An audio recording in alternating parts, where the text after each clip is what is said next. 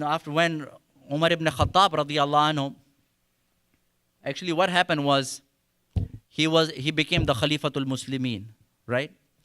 And there was one person who was brought in front of Umar radiallahu anhu, that as a very skilled worker, that he used to make windmills. You know, everybody knows what a windmill is. It moves around and it grinds the flour. So they said, this is a very skilled person, and we want to have him in Medina. So you should give him a visa to live in Medina. Before, the non-Muslims were not allowed. They were not taking any more new non-Muslims to live in the city of Medina.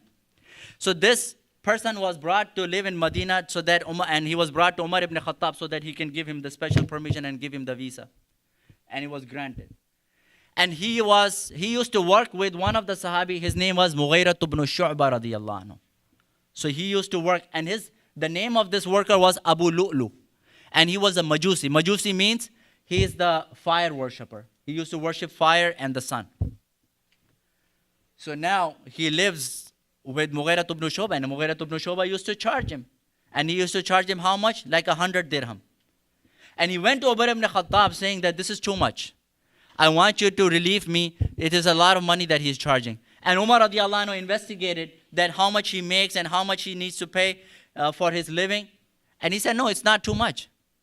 So he said, no, I cannot change your dues. It has to be 100 dirham. But anyways, he became really mad. And he said, I'm going to assassinate Umar ibn Khattab, Khalifatul Mu'mineen. And he made a plan. And one time, Umar radiallahu anhu said, he came to Umar radiallahu anhu and he said, Umar radiallahu anhu said, you have to make me a windmill. And he said, Abu Lu'lu, he said, I would make you such a mill that people will remember you throughout the life, to the end of the world. And when he left, Umar radiallahu anhu said that he gave me the signs that he's going to kill me. All the Sahaba said, then, oh, Amirul Mu'mineen, tell us, order us, we'll go get him. We'll put him in the prison. Umar radiallahu anhu said, no, he's not convicted of anything. He has not done the crime yet. So I cannot hold him back. So the time goes on, and one day, on the 26th of Zil Hajjah, Umar ibn Khattab radiallahu anhu is leading the Fajr prayer. And this Abu Lu'lu, Majusi, he came and with a sharp knife.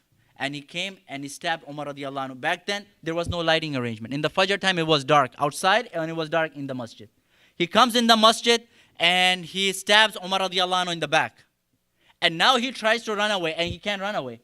Because the Sahaba are making the saf and very strong. They do not leave gaps in the middle. Like we make gaps in the middle, Sahaba did not leave any gaps. So he could not run. So all the Sahaba grabbed him. Abdurrahman ibn Auf radiallahu anhu, and he stepped forward and he completed the salah. Everybody else is grabbing to this person who assassinated Umar ibn Khattab radiallahu anhu, who stabbed Umar ibn Khattab. They got him, and when he saw that he could not make his way out, he killed himself. So nobody could catch him, and he killed himself, and he went into the Jahannam.